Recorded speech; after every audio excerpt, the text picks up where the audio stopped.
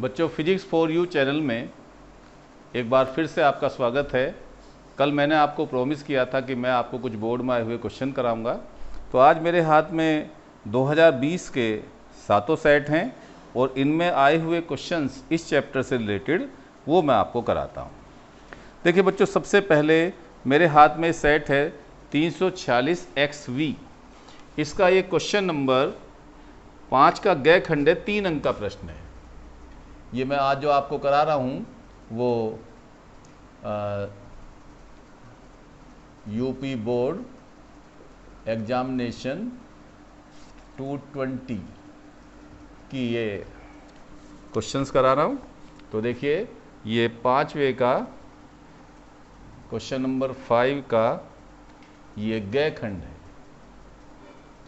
इसमें बच्चों पहले आप देखिए, ये कहता है व्हीट स्टोन सेतु का परिपथ खींचिए। मैं लिख देता हूं आपको आसानी के लिए। व्हीट स्टोन सेतु का परिपथ खींचिए।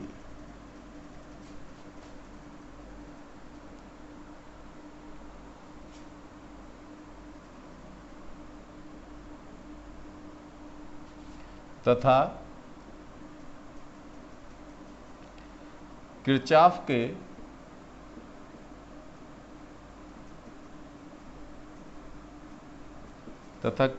के नियम से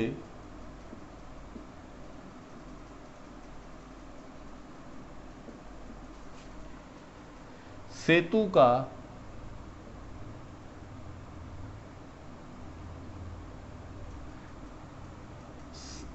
संतुलन के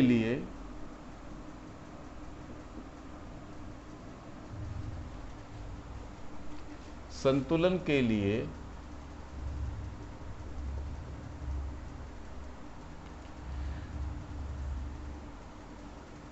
प्रतिबंध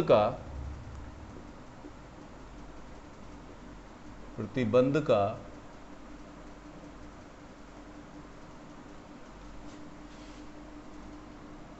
व्यंजक प्राप्त कीजिए।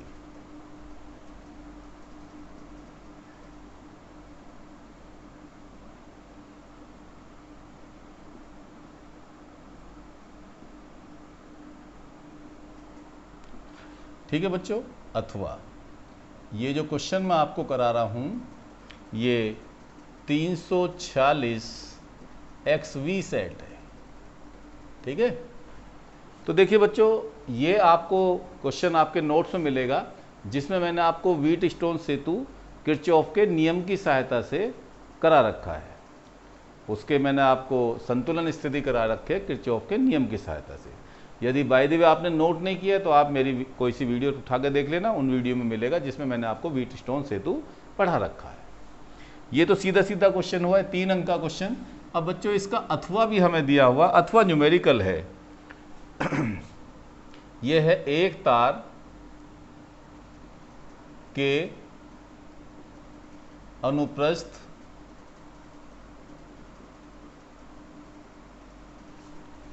काट का क्षेत्रफल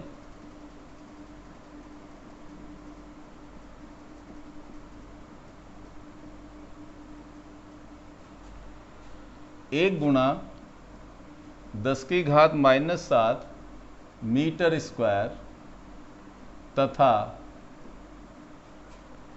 तार में मुक्त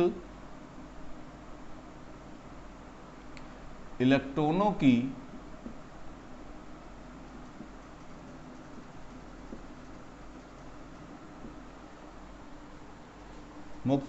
की संख्या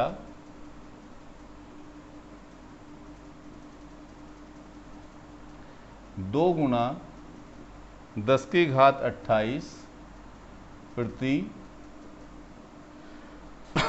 मीटर क्यूब है।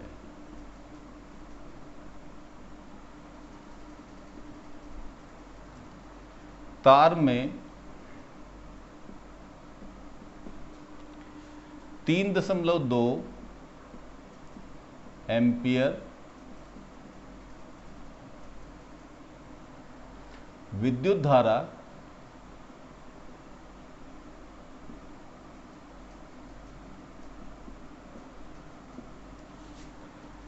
प्रवाहित हो रही है।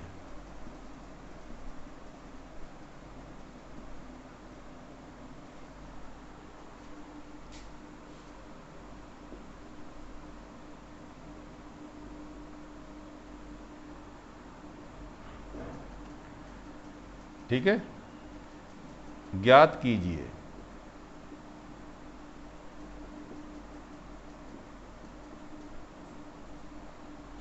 नंबर 1 तार में धारा घनत्व, तार में धारा घनत्व,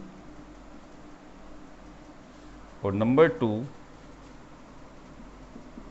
इलेक्ट्रॉनों का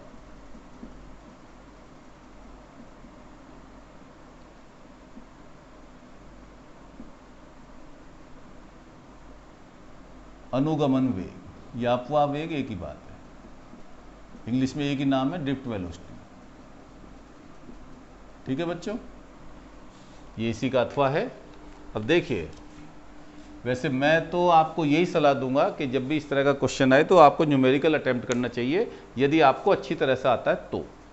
अब मेरी एक शिष्या ने पूछा कि सर मुझे न्यूमेरिकल करने में दिक्कत होती है, तो देखिए मैं आपको एक तरीका बताता हूँ न्यूमेरिकल करने का। आप इस तरह से कीजिए, पहले आप फार्मूला अप्लाई कीजिए, फॉर्मूले में ही जितना आपको करना है कर लीजिए, और जो क्वांटिटी हमें ज्ञात करनी है उसे आप लेफ्ट हैंड साइड में ले आइए, और उसके बाद वैल्यू पुट कीजिए। यदि आपसे आंसर नहीं निकलता तो नो मैटर, आपका हद आधा अंक कटेगा। हालांकि ज़्यादातर एग्जामिनर आधा अंक भी नहीं काटते, पूरे अंक दे देते हैं, तो इसलिए, और बोर्ड में जितने भी क्वेश्चन आते हैं उनमें कैलकुलेशन आसान होती है। तो आप इस तरह से न्यूमेरिकल सोल्व कीजिए। ये उस बेटी का आंसर है जिसने मुझसे ये क्वेश्चन पूछा था मुझसे चैनल पर। तो इस तरह से आप न्यूमेरिकल करोगे तो आपको कोई दिक्कत नहीं आएगी। देखिए जैसे मैं करके दिखाता हूँ सॉल्यूशन। सबसे पहले बच्चों आप ये देखिए कि आपको दिया क्या है। हमें दिया अनुप्रस्थ काट का क्षेत्रफल, ए की वैल्यू दी हुई है 1 × 10⁻⁷ मीटर स्क्वायर। और क्या दिया हुआ है कि मुक्त इलेक्ट्रॉनों की संख्या प्रति मीटर क्यूब, ये हम n कहते थे, एकांक आयतन में मुक्त इलेक्ट्रॉनों की संख्या, और वो है बच्चों 2 × 10⁻28 पर मीटर क्यूब। और क्या कह रहा है, तार में 3.2 एम्पियर धारा, I की वैल्यू कितनी है बच्चों 3.2 एम्पियर। ठीक, अब पूछता क्या है, ज्ञात क्या करना है, तार में धारा घनत्व। एक तो हमें J का मान ज्ञात करना है, ठीक है, फर्स्ट पार्ट, और दूसरा इलेक्ट्रॉनों का अनुगमन वेग VD ज्ञात करना है। अब आपको आती है, देखिए बिल्कुल इसी तरह से आप करेंगे। फर्स्ट पार्ट आप डालेंगे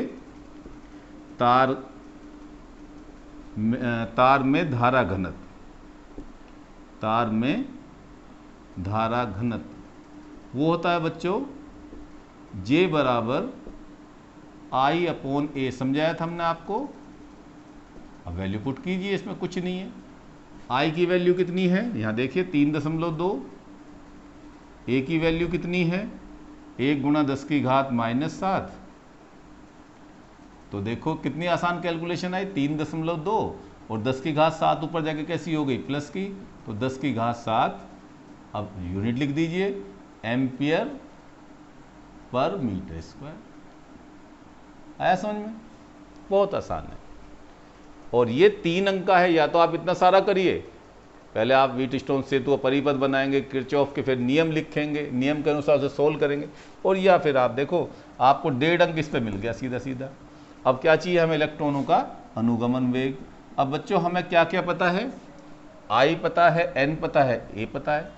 तो क्योंकि VD बराबर I/NEA पढ़ाया था ये, बस वैल्यू पुट कीजिए।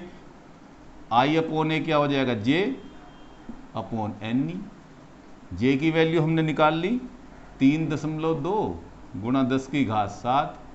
N की वैल्यू कितनी है बच्चों, देखिए N की वैल्यू है 2 × 10⁻28। तो 2 से ये 1.6 आ गया। और देखिए अभी सब आप 1.6 10 की घात 28 ऊपर जाके कैसी हो जाएगी, माइनस की। और इसमें बच्चों एक काम और रह गया, ई की वैल्यू डालो 1.6 10⁻⁻90। तो 28 में से 19 गए, 9 बची, 9 प्लस की बची, ऊपर जाकर माइनस की 9, तो माइनस की 2 मीटर पर सेकंड। क्या दिक्कत आ रही है इसमें? ऐसे न्यूमेरिकल आएंगे, आप आसानी से कर सकते हैं। बेटा इसमें जे की वैल्यू हमने कितनी रखी, 3.2 गुणा 10 की घात 7, एन की वैल्यू 2 गुणा 10 की घात 28 गिवन है, और ई की वैल्यू हम इलेक्ट्रॉन का आवेश जानते हैं कितना, 1.6 गुणा 10 की घात -19। तो देखिए 2 से 1.6 आया, ओ सॉरी 1.6 से 1.6 भी कैंसिल हो गया, तो ये आ गया बच्चों 1 × 10⁻⁻2 मीटर पर सेकेंड। क्लियर, समझ में आया आपको? वैसे मैं आपको बताऊं कि यदि आपने इतना कर दिया है और वैल्यू पुट कर दिया, तो बेशक आपसे चाहे कहीं गलती भी हो गई, तब भी आपको पूरे अंक मिलते हैं। तो डेट इतने के और डेट इतने के आपको 3 अंक मिलेंगे। चलिए मैं नेक्स्ट उस पर आता हूं आपको।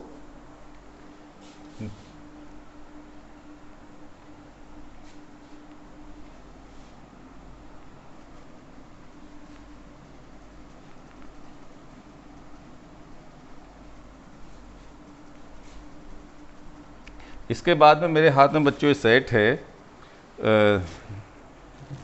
2020 का 346 XT।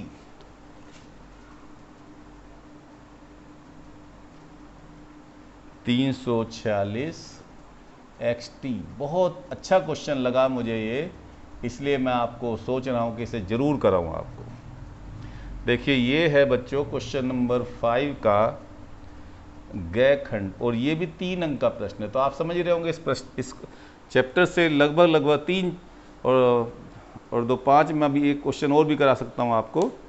तो हर एग्ज़ाम में जैसे क्वेश्चन नंबर 4 ही इसका दे रखा है, वैद्युत परिपथ के लिए किरचॉफ का नियम लिखिए और इसकी व्याख्या कीजिए। ये भी 3 अंक का प्रश्न है।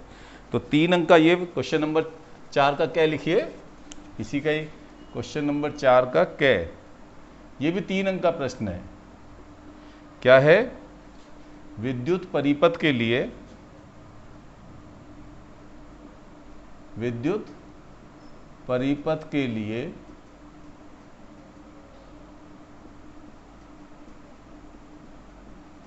किरचॉफ के नियम लिखिए। किरचॉफ के नियम लिखिए।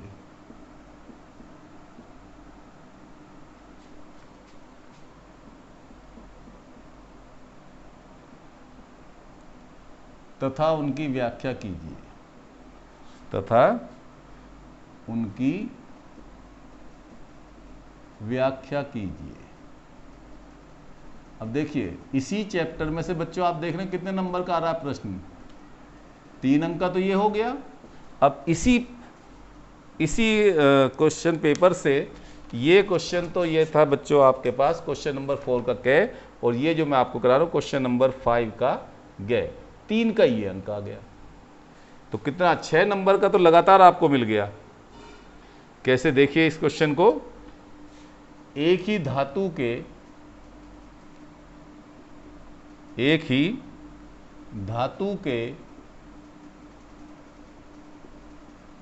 3 तारों की लंबाइयां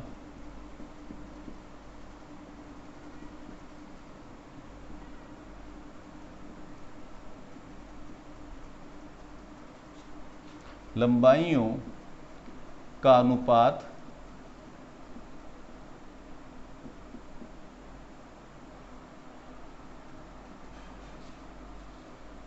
3:2:1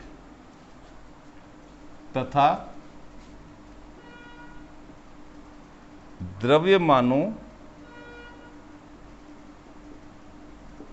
का अनुपात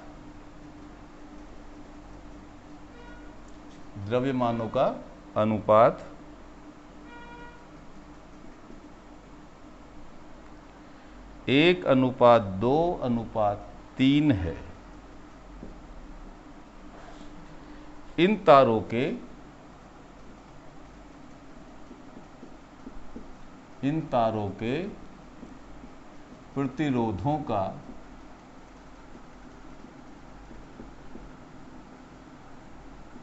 प्रतिरोधों का अनुपात ज्ञात कीजिए।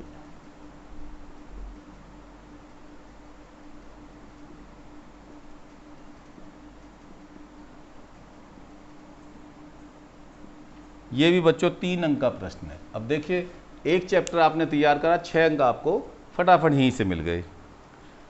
ठीक है, अब देखिए इसका सॉल्यूशन कराता हूँ। मैंने लगभग यूपी बोर्ड की 8-10 किताबों का मुझे जानकारी है। ये क्वेश्चन आपको कहीं नहीं मिलेगा, केवल ये सीबीएसई बोर्ड की बुक एसएल अरोरा या एबीसी या दिनेश, उनमें इस टाइप का क्वेश्चन मिल सकता है। तो वेरी इंपॉर्टेंट क्वेश्चन, आप ही समझना कि ये क्यों इंपॉर्टेंट क्वेश्चन है। देखिए मैं इसका सॉल्यूशन आपको बच्चों कराता हूं।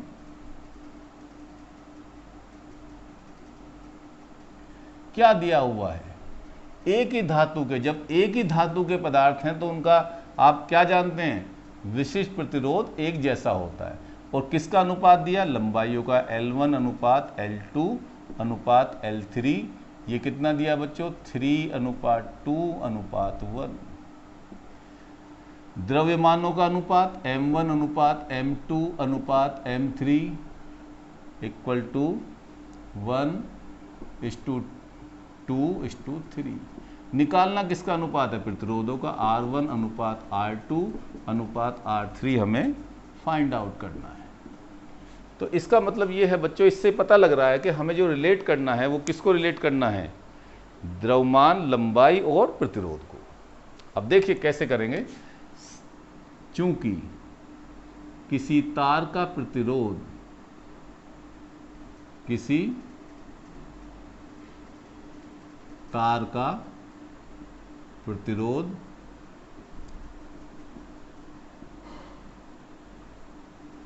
क्या हुआ बच्चों, R बराबर रो L/A,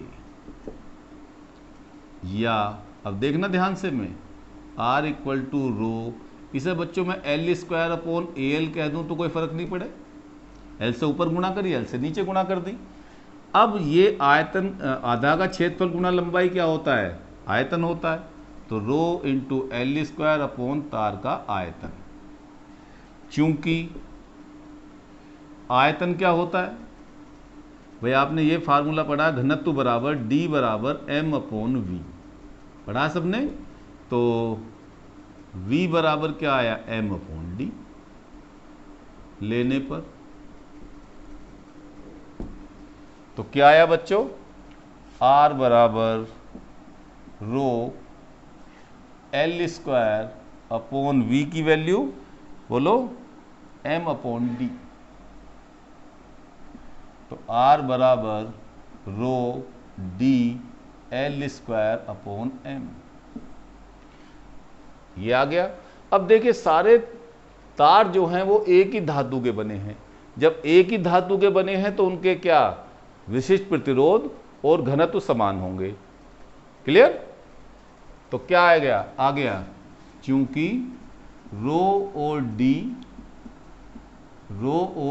डी नियत हैं, ये तो बदलेंगे नहीं है, एक ही धातु के हैं, इसलिए R समानुपाती L²/M। या अब देखिए रिलेशन की बात आई है, R1 अनुपात R2 अनुपात R3 इक्वल टू, देखिए L के तो डायरेक्टली प्रोपोर्शनल, L1² अनुपात L2² अनुपात L3² अपॉन क्या आया बोलो, M1 अनुपात M2 अनुपात M3।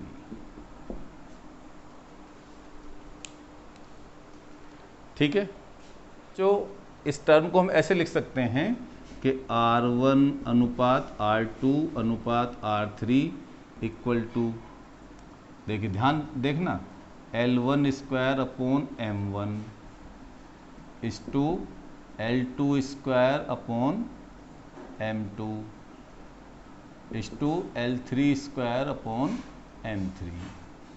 अब वैल्यू पुट कीजिए।